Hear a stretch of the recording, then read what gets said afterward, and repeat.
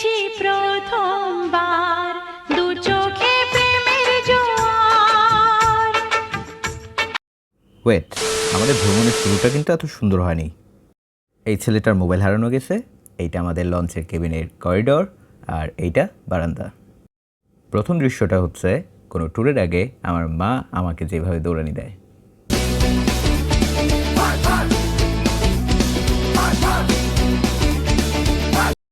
আমাদের গন্তব্যস্থান ছিল ঝালকাঠি, বরিশাল এবং পিরোজপুরের সীমান্তবর্তী এলাকার এশিয়ার বৃহত্তম পেয়ারা বাগান, যা স্বরূপকাঠির পেয়ারা বাগান নামে পরিচিত। ভাসমান পেয়ারা বাজার দেখতে আগস্ট মাস সবচেয়ে উপযোগী সময়।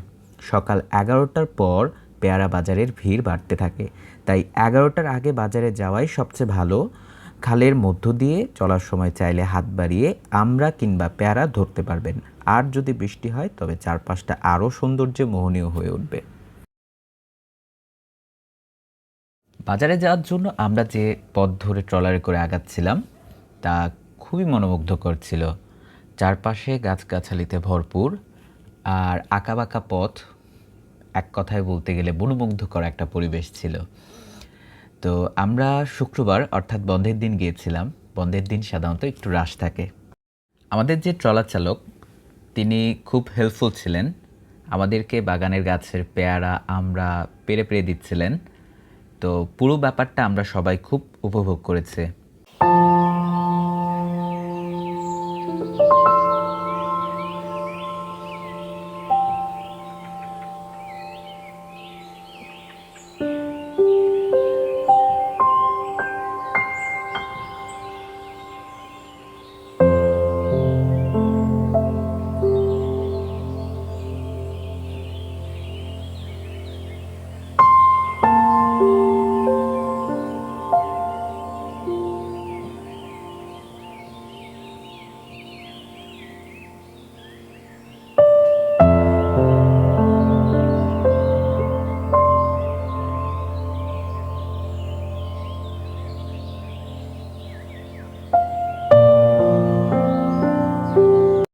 ট্রলারে করে 1 থেকে 1.5 ঘন্টা পর আমরা বাজারে পৌঁছালাম। পৌঁছানোর পর দেখলাম যে বিভিন্ন রকম ব্যবসায়ী, ছোট বড় মাঝারি সবাই পেয়ারা নিয়ে আসছেন পেয়ারা বিক্রি করার জন্য। আর সেই পেয়ারাগুলো কেনার জন্য বিভিন্ন ধরনের ক্রেতা আছে, পর্যটক আছে। আমরাও পেয়ারা কিনেছি সেখান থেকে।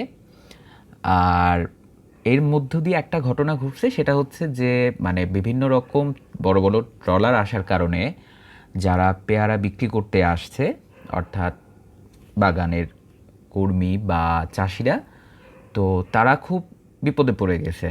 তো সাধারণত পর্যটকদের একটু হ্রাস হলে এই ঘটনাগুলো ঘটে। তো আমাদের চোখের সামনে এমন একটা ঘটনা ঘটছে যে ছোট একটা নৌকা করে একজন পেয়ারা বিক্রেতা পেয়ারা নিয়ে আসছেন বিক্রি করার জন্য।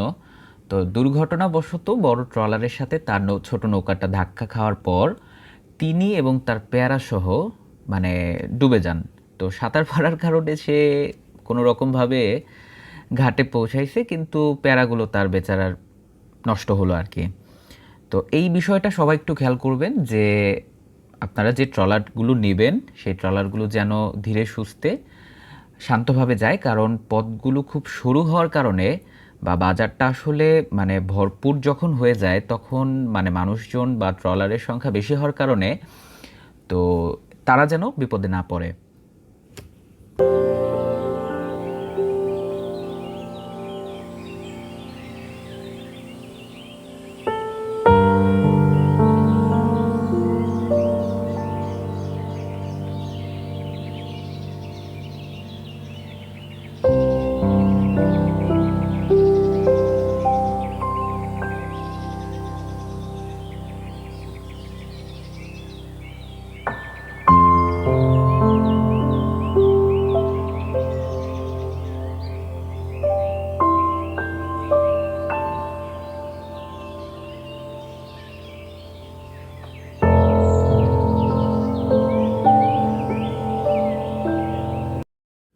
বরিশাল পানি অথবা সড়ক পথে যাওয়ার সুযোগ রয়েছে, তবে পানিপথে বরিশাল যাওয়াই সবচেয়ে সুবিধাজনক। ঢাকার সদরঘাট লঞ্চ টার্মিনাল থেকে প্রতিদিন বেশ কিছু লঞ্চ বরিশালের পথে যাত্রা করে ভোর 4টা থেকে 5টার মধ্যে পৌঁছায়। লঞ্চে বরিশালে যেতে জনপ্রতি ডেক ভাড়া 200 টাকা, সিঙ্গেল কেবিন ভাড়া 900 টাকা, যেটা নন এসি, আর ডাবল কেবিনও পেতে পারেন 1700 টাকায়, সেটাও নন এসি। বরিশাল লঞ্চঘাট থেকে অটো বা রিকশায় চৌরাস্তা এসে বাসে করে স্বরূপকাঠি লঞ্চঘাট পর্যন্ত 50 টাকা ভাড়া নেবে। স্বরূপকাঠি লঞ্চঘাট থেকে ট্রলার ভাড়া করে সন্ধ্যা নদী দিয়ে ঢুকে আটঘর, কুরিয়ানা, ভীমরুল বাজার ঘুরতে পারবেন। দরদাম করে নিলে ট্রলার ভেদে 1000 থেকে 1500 টাকা লাগবে। অথবা স্বরূপকাঠি লঞ্চঘাট থেকে 20 টাকা অটো ভাড়ায় কুরিয়ানা বাজার এসে 200 থেকে 300 টাকায় নৌকা বা ট্রলার ভাড়া করে কুরিয়ানার আশেপাশের বাজার আর ক্যানেল ঘুরতে পারবেন। তবে ভীমরুল গেলে ভাড়া একটু বেশি নেবে। এছাড়া রাস্তা ভালো থাকলে অটোতে করে আটঘর, কুরিয়ানা এবং ভীমরুলি বাজার ঘুরতে পারবেন। এক্ষেত্রে একটু খোঁজ খবর করে নিন, কিংবা কিছু কিছু ব্রিজ ভাঙা থাকায় প্রতি ব্রিজ পর্যন্ত অটোতে এসে পায়ে হেঁটে ব্রিজ পার হয়ে আবার অটো নিয়ে যেতে হবে।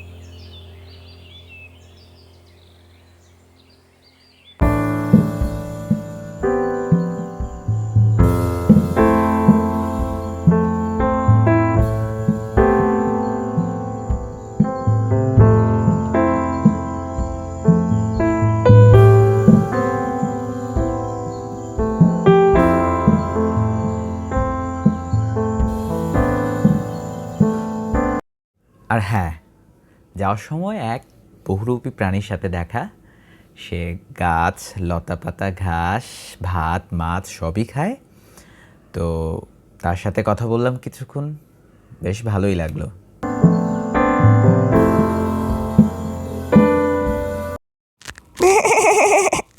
আমি ঠাকুর, আমি ঘাস খাই, আমি পাতা খাই, আমার এগুলো খেতে ভালো লাগে।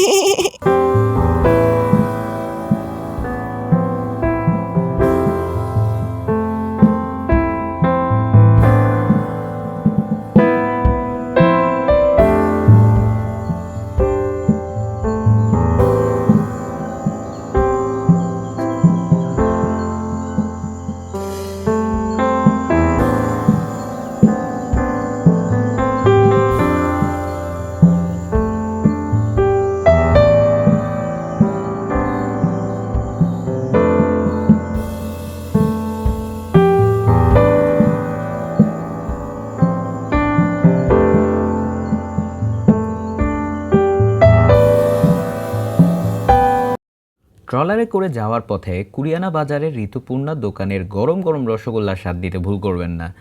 আর বাজারে বৌদির হোটেলে খেতে পারেন দুপুরের খাবার।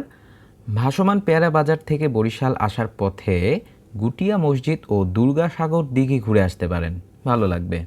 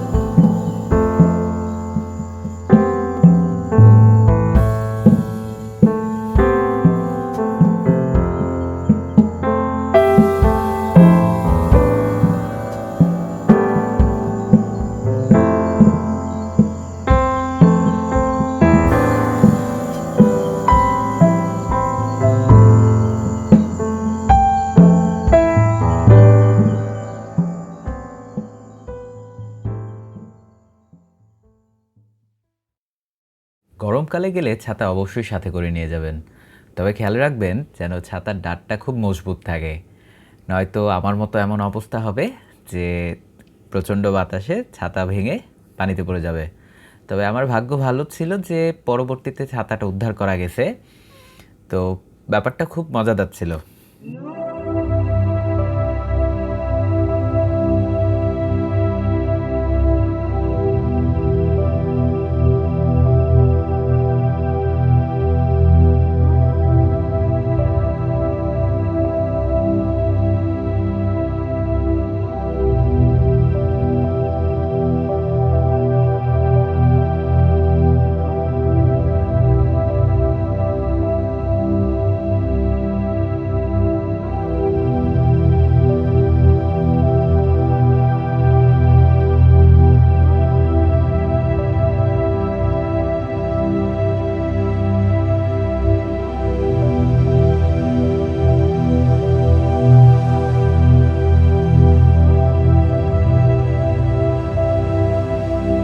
লিস্ট দিছেন নিচে মোহনার নাম নাই লিস্টের মধ্যে কি আমার বাবা না ওই নাম ইনক্লুড করেছে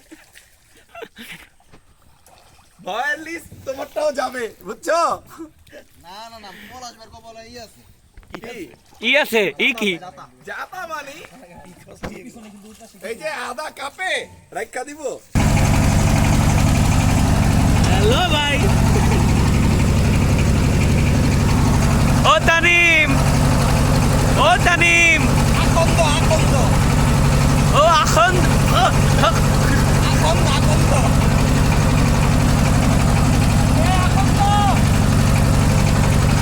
কি যে বলবো দাদা এক্সের গরম।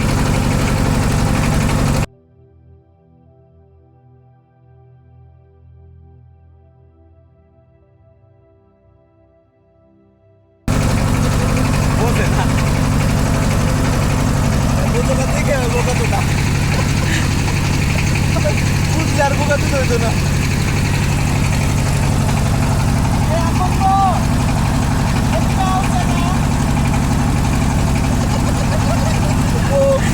ওরা গেলে দেই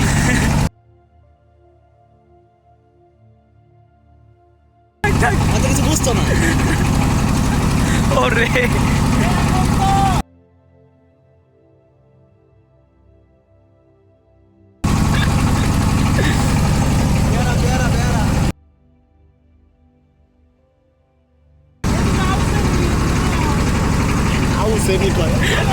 এই হাউসে কি ওই হাউসে কি হ্যাঁ হাউসে কি কি ভাষা কইলি ও মনু তুমি লুঙ্গি পরছো কে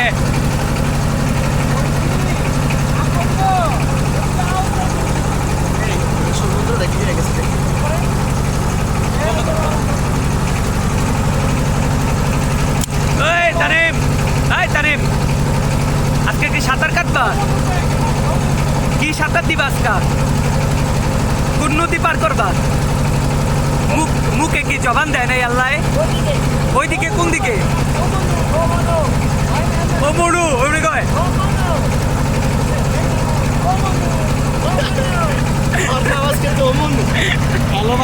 হ্যালো ভাই ভাত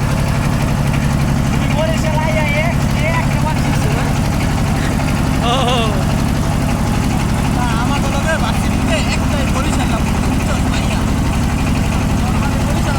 না আমি কি মানে যারা শহরে থাকে তারা তো আর মানে নর্মাল কথাই বলে বা নর্মাল ভাষায় কথা বলে।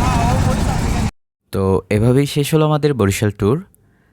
Like, comment, share and subscribe করে আমাদের পরবর্তী ভিডিওগুলো দেখার আমন্ত্রণ রইল। আল্লাহ হাফেজ।